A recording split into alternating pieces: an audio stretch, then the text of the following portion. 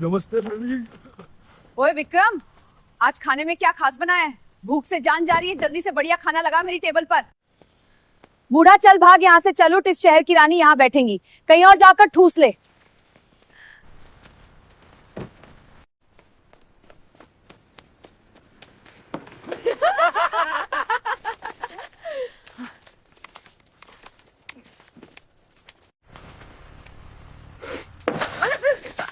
इस दाल में तो बिल्कुल स्वाद नहीं है, क्या मिट्टी मिलाई है इसमें? माफ कर दीजिए मैडम जी, अगली बार ध्यान रखूंगा।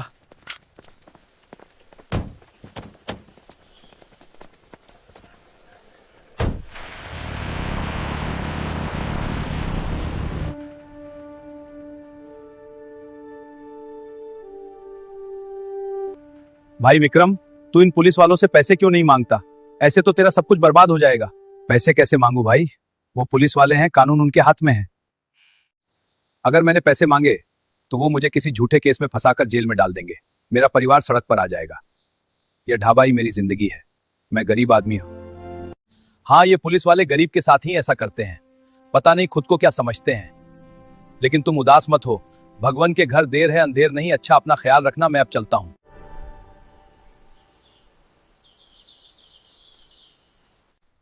नमस्ते अंकल जी। जी बेटा, कहो क्या चाहिए? खाना खाओगी? नहीं अंकल, मुझे खाना नहीं चाहिए, मैं काम की तलाश में हूँ। मैं बर्तन साफ कर सकती हूँ, लोगों को खाना परोस सकती हूँ। बेटा, ढाबे का काम बहुत मेहनत का होता है। दिन भर खड़े रहना पड़ता है।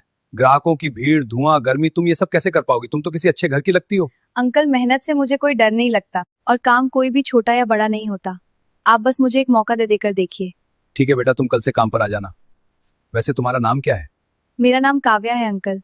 उस दिन विक्रम प्रताप सिंह को बिल्कुल अंदाजा नहीं था कि उसने सिर्फ एक वेट्रेस को काम पर नहीं रखा है, बल्कि उस इंसान को अपने ढाबे में जगह दी है जो उसके और पूरे इलाके के सिर से इंस्पेक्टर भवानी का खौफ हमेशा के लिए खत्म करने वाली थी। अगली सुबह सूरज निकलने के साथ ही अन्नपूर्णा ढाबा में एक नई रौनक थी। काव्या समय से पहले ही काम पर आ गई थी। आते ही उसने सबसे पहले ढाबे की सफाई की, टेबलों को अच्छे से पोंछा और पानी के जग भरकर रख दिए। विक्रम प्रताप सिंह काउंटर से खड़े होकर उसे देख रहा था। उसे लगा जैसे ढाबे में कोई नई जान आ गई हो। जैसे जैसे दिन चढ़ा, ढाबे में ग्राहकों की भीड़ बढ़ने लगी। काव्या बिजली की तरह फुर्तीली थी। एक हाथ में रोटियों की टोकरी और दूसरे में दाल की कटोरी लिए वह हर टेबल पर पहुंच जाती और बोलती, भाई साहब, और रोटी लाऊं? बाबा जी, आपको पानी चाहिए? उसकी मीठी बोली और मुस्कुराते चेहरे ने कुछ ही घंटों में ढाबे के ग्राहकों का दिल जीत लिया। जो मजदूर दिन भर की थकान के बाद वहां खाना खाने आते थे, उन्हें काव्या के हाथों से खाना खाकर घर जैसा सुकून मिल रहा था।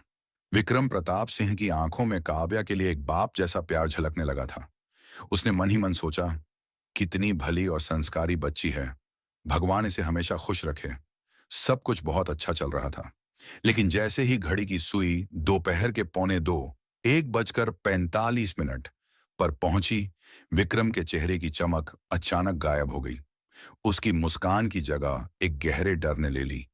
उसने अपने हाथों को आपस में रगड़ना शुरू कर दिया, जो उसकी घबराहट की निशानी थी। काव्या काउंटर के पास से गुजरी तो उसने विक्रम का उतरा हुआ चेहरा देख लिया। वह रुकी और बहुत ही फिक्र के साथ बोली, क्या हुआ अंकल जी? आपकी तबीयत तो ठीक है, अचानक इतने परेशान क्यों लग रहे हैं? विक्रम ने एक गहरी सांस ली और बाहर सड़क की तरफ देखते हुए धीमी आवाज में कहा, बेटी, अब वो समय आ गया है जब इस ढाबे की शांति छिन जाएगी।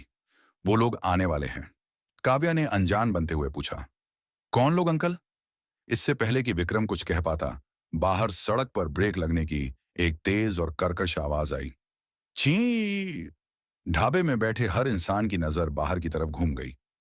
सड़क पर धूल उड़ाती हुई पुलिस की वही जीप आकर रुकी थी। ढाबे के अंदर जो हंसी मजाक चल रहा था, वह एकदम से बंद हो गया, जैसे किसी ने टीवी का म्यूट बटन दबा दिया हो। खाना खा रहे लोगों के हाथ रुक गए। काव्या ने दरवाजे की तरफ देखा। जीप का दरवाजा खुला और भारी काले जूतों ने जमीन पर कदम रखा। वो इंस्पेक्टर भवानी थी। उसके पीछे उसके तीनों हट्ठा कट्ठा हवलदार थे, जिनकी बेल्ट ढीली थी और चाल में गुंडों जैसी अकड़ थी। भवानी ने अपनी आंखों से काला चश्मा उतारा और अपने डंडे को हाथ पर ठोकते हुए अंदर घुसी। उसकी नजर पूरे ढाबे पर घूमी। एक कोने की टेबल पर दो कॉलेज के लड़के बैठे खाना खा रहे थे। भवानी के एक हवलदार ने पास जाकर डंडा मेज पर जोर से मारा। चल उठ यहां से, दिखाई नहीं देता मैडम जी आ गई हैं। बेचारे लड़के डर के मारे अपना खाना वहीं छोड़कर भाग खड़े हुए। विक्रम प्रताप सिंह काउंटर से बाहर आ गया और हाथ जोड़कर उनके सामने खड़ा हो गया। नमस्ते मैडम जी। आइए बैठिए। विक्रम की आवाज डर से कांप रही थी। भवानी धम्म से कुर्सी पर बैठ गई। उसने अपने दोनों पैर सामने वाली कुर्सी पर फैला दिए और विक्रम को घूरते हुए बोली, ओ ये विक्रम, आज बहुत जोरों की भूख लगी है। सुबह से इन चोर उचक्कों के पीछे भाग भाग कर दिमाग खराब हो गया है। जा, जल्दी से मलाई कोफ्ता और तंदूरी रोटियां लेकर आ, और सुन, लस्सी में बर्फ ज्यादा होनी चाहिए। जी मैडम जी, अभी लाया। विक्रम जल्दी से पीछे रसोई की तरफ मुड़ा। उसने काव्या को देखा और धीरे से कहा, बेटी तुम पीछे ही रहना, मैं खुद उन्हें खाना दे आऊंगा। वो लोग ठीक नहीं है। लेकिन काव्या कहाँ रुकने वाली थी। उसकी आंखों में कोई डर नहीं था। वह बिल्कुल शांत थी। जैसे ही खाना तैयार हुआ, काव्या ने थाली उठाई और भवानी की टेबल की तरफ चल दी। विक्रम उसे रोकता रह गया। काव्या ने बिना किसी हिचकिचाहट के प्लेटें भवानी और उसके हवलदारों के सामने रख दी। भवानी ने तिरछी नजर से काव्या को देखा। अरे वाह विक्रम, ढाबे पर नई छोकरी रख ली, देखने में तो बड़ी तेज लगती है। भवानी ने एक भद्दी सी हंसी हंसते हुए कहा। उसके हवलदार भी ही करके हंसने लगे। काव्या ने उनकी बातों का कोई जवाब नहीं दिया। उसने बस इतना कहा, मैडम अगर कुछ और चाहिए हो तो बता दीजिएगा। उसकी आवाज में इतनी सख्ती और आत्मविश्वास था कि भवानी की हंसी एक सेकंड के लिए रुक गई। उसे अजीब लगा कि इस मामूली सी वेट्रेस की आवाज में कोई कांपन क्यों नहीं है। भवानी और उसके आदमी जानवरों की तरह खाना खाने लगे। खाते हुए वे जोर जोर से गालियां बक रहे थे और आसपास बैठे ग्राहकों को घूर घूर कर डरा रहे थे। ढाबे का माहौल एकदम घुटन भरा हो गया था। विक्रम बस यही मना रहा था कि ये लोग जल्दी खाएं और यहां से जाएं। आधे घंटे बाद भवानी ने डकार ली।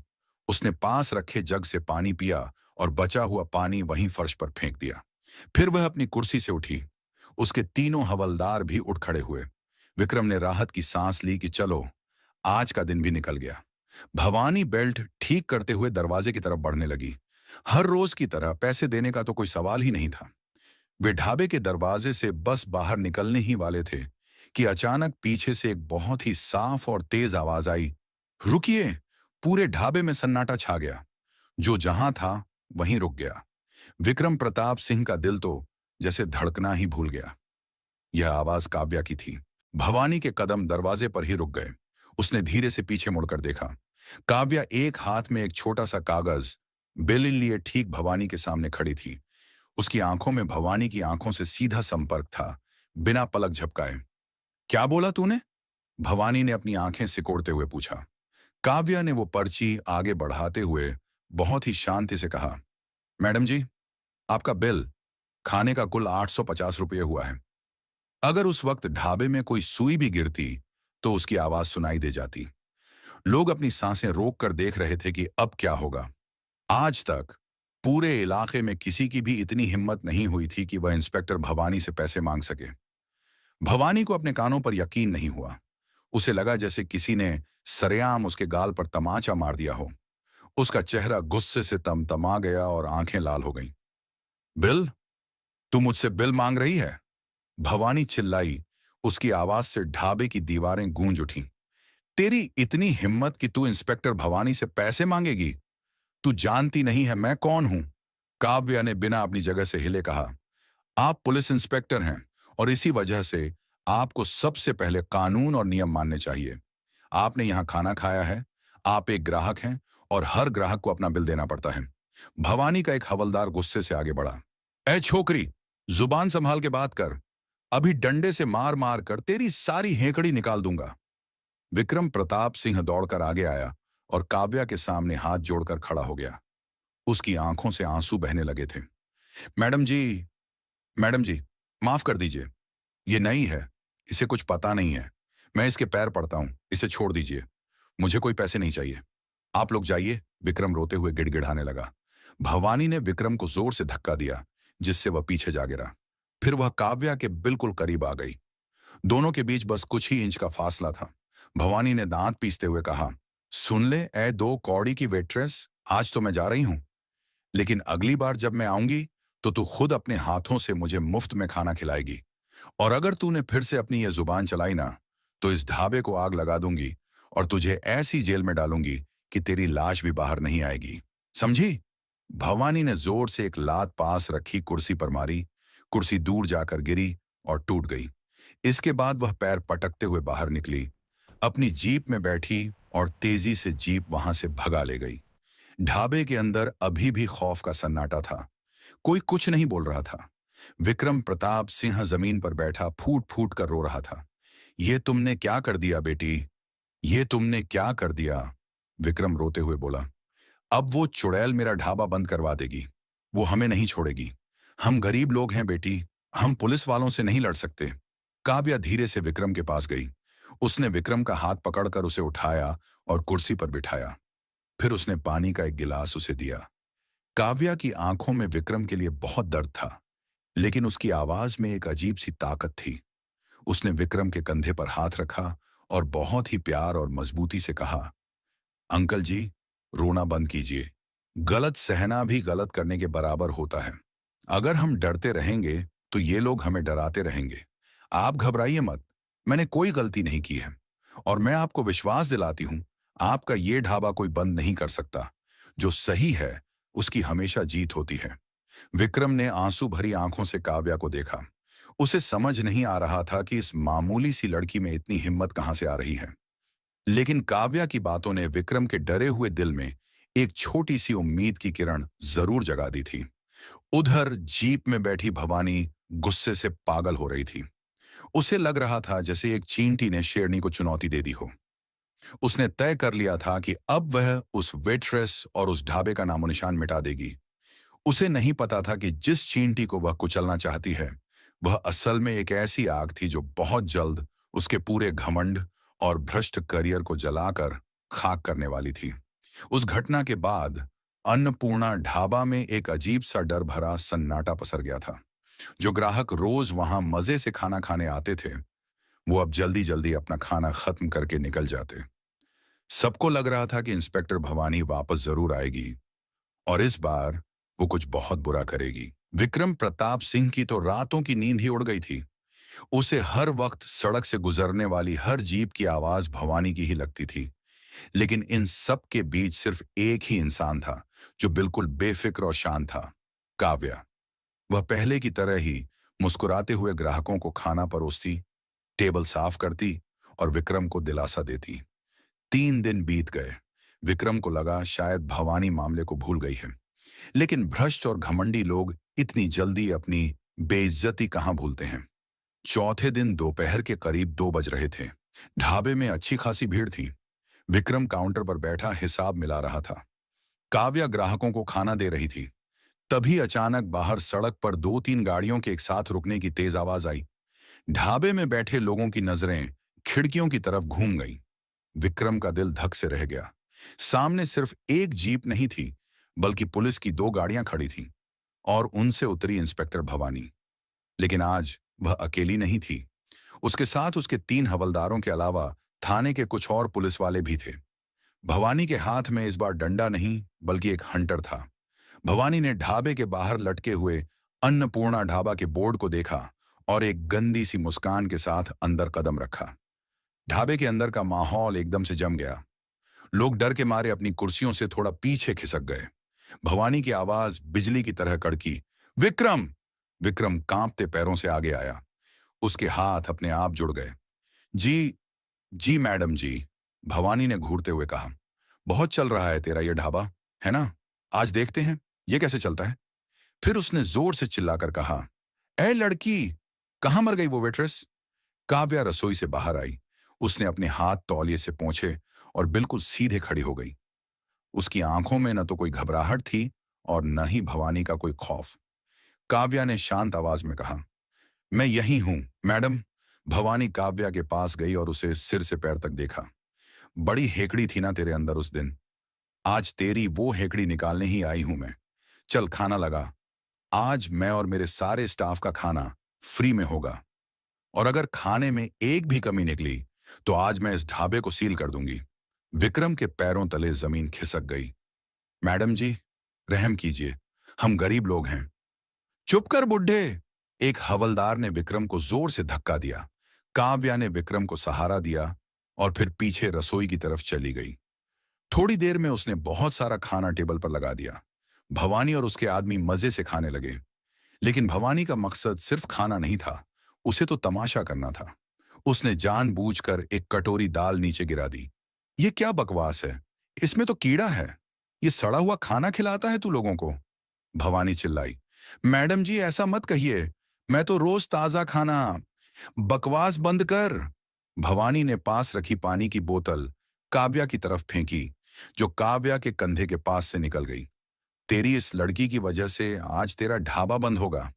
ढाबे में बैठे ग्राहक डर के मारे एक एक करके वहां से खिसकने लगे। कुछ ही मिनटों में ढाबा ग्राहकों से खाली हो गया।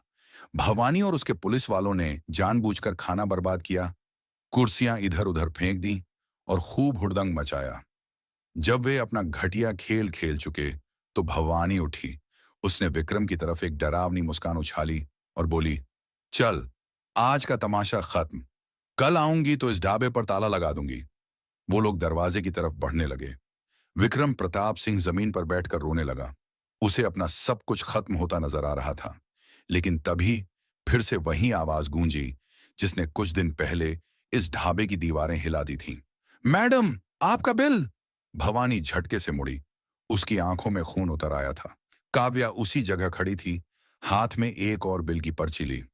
इस बार बिल का अमाउंट 2500 रुपये था। तेरी तेरी इतनी हिम्मत!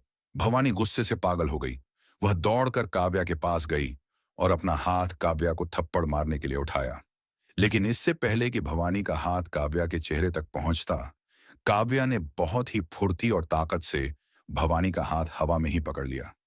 काव्या की पकड़ इतनी मजबूत थी कि भवानी दर्द से करा उठी। हाथ उठाने की गलती मत करना इंस्पेक्टर भवानी। काव्या की आवाज अब शांत नहीं थी।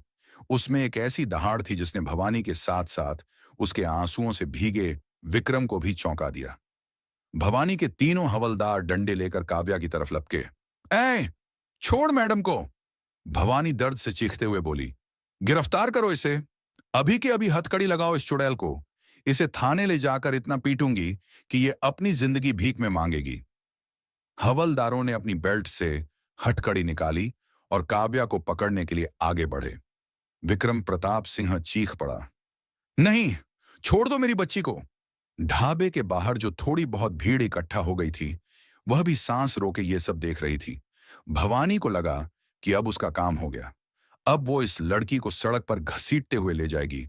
लेकिन तभी, हाथ मत लगाना उसे, एक बहुत ही सख्त और रौबदार आवाज ढाबे के बाहर से आई। सबके कदम वहीं रुक गए। भवानी और उसके आदमियों ने मुड़कर दरवाजे की तरफ देखा। ढाबे के बाहर एक सफेद रंग की सरकारी बोलेरो आकर रुकी थी, जिस पर नीली बत्ती लगी थी। उस गाड़ी से सादे कपड़ों में दो आदमी उतरे। वे देखने में बहुत ही साधारण लग रहे थे, लेकिन उनकी चाल ढाल से साफ पता चल रहा था कि वो कोई आम इंसान नहीं है। वे दोनों आदमी तेजी से ढाबे के अंदर आए और सीधे भवानी और उसके हवलदारों के सामने आकर खड़े हो गए। भवानी ने गुस्से में उन दोनों पर चिल्लाया, तुम लोग कौन हो बे? बीच में पड़ने की जरूरत नहीं है, ये पुलिस का मामला है, निकलो यहां से। उन दोनों में से एक आदमी ने अपनी जेब में हाथ डाला और एक छोटा सा लेदर का कार्ड होल्डर निकाला। उसने उसे खोलकर भवानी के चेहरे के ठीक सामने कर दिया। हम स्पेशल विजिलेंस सेल से हैं और तुम जो अभी करने जा रही हो वो तुम्हारी जिंदगी की सबसे बड़ी और आखिरी गलती है, इंस्पेक्टर भवानी। भवानी का चेहरा कार्ड देखकर पीला पड़ गया। विजिलेंस? लेकिन आप लोग यहां क्या कर रहे हैं? उस आदमी ने काव्या की तरफ इशारा किया और बहुत ही सम्मान के साथ कहा, हम यहां इनके आदेश पर आए हैं। भवानी ने मुड़कर काव्या को देखा। उसकी आंखों में अब घबराहट साफ झलक रही थी। इनके आदेश पर? यह तो एक मामूली वेट्रेस है, काव्या ने कहा। यही तो तुम्हारी सबसे बड़ी भूल है। भवानी, उसकी आवाज पूरे ढाबे में गूंज रही थी। काव्या ने अपनी सलवार कमीज की जेब में हाथ डाला। ढाबे में एकदम सन्नाटा था। विक्रम प्रताप सिंह, जो अब तक रो रहा था, वह भी हैरान होकर काव्या को देख रहा था। काव्या ने अपनी जेब से अपना आईडी कार्ड निकाला, उसने बहुत ही आराम से वो कार्ड भवानी की आंखों के सामने कर दिया। भवानी ने जैसे ही उस कार्ड पर नजर डाली, उसके पैरों तले जमीन खिसक गई। उसके हाथ से हंटर छूटकर जमीन पर गिर पड़ा। उसके माथे पर पसीने की मोटी मोटी बूंदें उभर आईं। उसके पीछे खड़े हवलदारों की हालत तो और भी खराब थी। वे पीछे की तरफ खिसकने लगे। विक्रम प्रताप सिंह भी अपनी जगह से उठा और उस कार्ड को देखने की कोशिश करने लगा। उस कार्ड पर भारत सरकार का अशोक चक्र छपा था और उसके नीचे जो नाम और पद लिखा था, उसे पढ़कर वहां मौजूद हर इंसान के होश उड़ गए। उस कार्ड पर लिखा था, काव्या भारतीय पुलिस सेवा, आईपीएस, नवनियुक्त पुलिस अधीक्षक, एसपी। ये देखकर इंस्पेक्टर भवानी के तो जैसे प्राण ही सूख गए। उसका वो सारा घमंड, वो अकड़ और वो दादागिरी, जो कुछ देर पहले तक पूरे ढाबे को डरा रही थी, एक ही सेकंड में हवा हो गई। उसके हाथों से हंटर छूटकर पहले ही गिर चुका था और अब उसके पैर ऐसे कांप रहे थे जैसे किसी ने उसे बिजली का झटका दे दिया हो। पीछे खड़े तीनों हवलदारों की हालत तो और भी खराब थी। उन्हें समझ नहीं आ रहा था कि वो जमीन फाड़कर अंदर घुस जाएं या वहां से भाग जाएं, लेकिन भागते भी कहां। विजिलेंस के अधिकारी दरवाजा रोक कर खड़े थे। मैं मैडम सर। भवानी के मुंह से शब्द ही नहीं निकल रहे थे। उसकी लाल आंखें अब डर से सफेद पड़ चुकी थीं। काव्या ने अपना कार्ड वापस जेब में रखा। अब उसकी आवाज में एक वेट्रेस की शांति नहीं, बल्कि एक तेज तर्रार पुलिस अफसर की कड़क थी। क्या हुआ इंस्पेक्टर भवानी? अभी तो तुम मुझे हथकड़ी पहनाने वाली थी। लगाओ हथकड़ी, मैं तो तुम्हारे सामने खड़ी हूं, काव्या ने सीधे भवानी की आंखों में देखते हुए कहा। भवानी के पैर लड़खड़ा गए और वह वहीं काव्या के सामने घुटनों के बल जमीन पर बैठ गई। उसने अपने दोनों हाथ जोड़ ली। उसकी आंखों से आंसू बहने लगे, लेकिन ये आंसू पछतावे के नहीं, बल्कि अपनी नौकरी जाने के डर के थे। मैडम जी, मुझे माफ कर दीजिए, मुझसे बहुत बड़ी गलती हो गई। मैं आपको पहचान नहीं पाई। मुझे नहीं पता था कि आप हमारी नई एसपी मैडम हैं। मेरे बाल बच्चे हैं मैडम जी, मुझ पर रहम खाइए, मेरी नौकरी मत खाइए। भवानी रोते हुए गिड़गिड़ाने लगी। काव्या के चेहरे पर कोई दया नहीं थी।